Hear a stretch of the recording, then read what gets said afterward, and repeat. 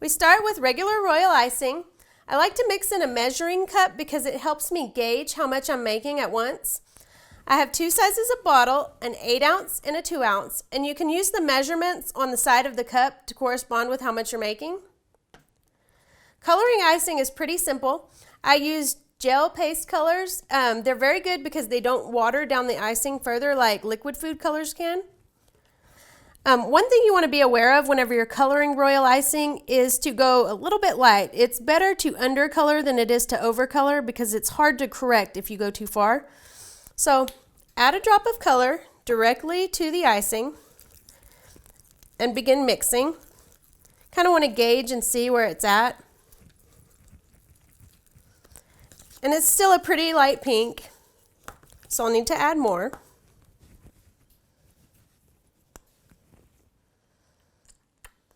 Whenever you're adding tiny bits of icing, it's better to add the color.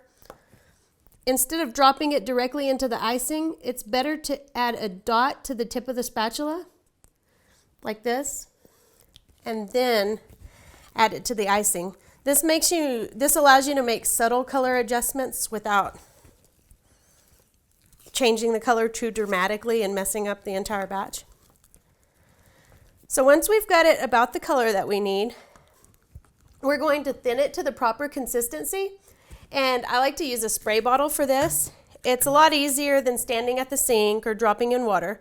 So to thin it down, we're making piping consistency first. Add a couple of sprays of water. And what you're looking for is almost the consistency of toothpaste.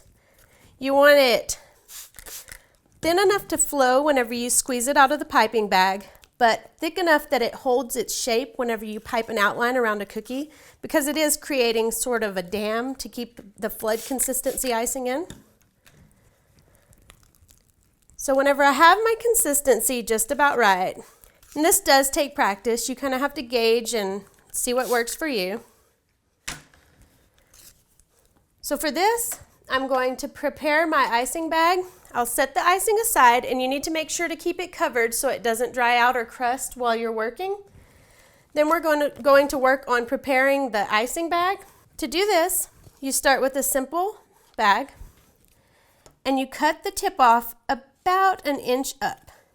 You want the opening small enough that whenever you drop a coupler into the bag, it doesn't go all the way through. So you add the larger part of the coupler in, squeeze it all the way down to the bottom, put a tip on the bag, and then use the ring to close it up. Once we have the bag prepared, we're going to fill it with piping icing. A great way to do this is to put the bag over a cup, and that frees up both hands for you to work with. So once you have it the consistency you'd like it to be, see, it's still got a little bit of flow, but it's not super thin either. It's not liquid.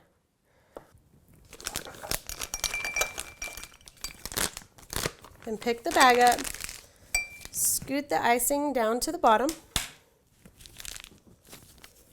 and use a handy bag tie to close it up.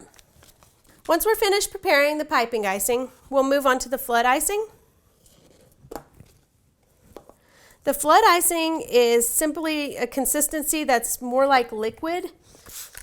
You don't want it super thin because it'll have air bubbles and other problems. You're looking for something kind of like the consistency of shampoo or maybe even honey. Use the spray bottle to add water until it's pretty liquid.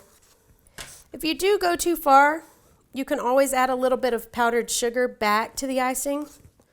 But once you get it to the consistency that you like, if you have time, it's best to let it rest for a minute and let the air bubbles rise to the top. If not, you can go ahead and put it directly in your bottles. And this is another reason why I love the measuring cups for mixing in. You mix it in, and the little spout makes it easier to pour the icing down into the bottle. Once the bottle is filled, put the top back on, and you've got piping icing and flood icing, and you're ready to decorate. Thanks for watching. Be sure to check out the rest of my video tutorials.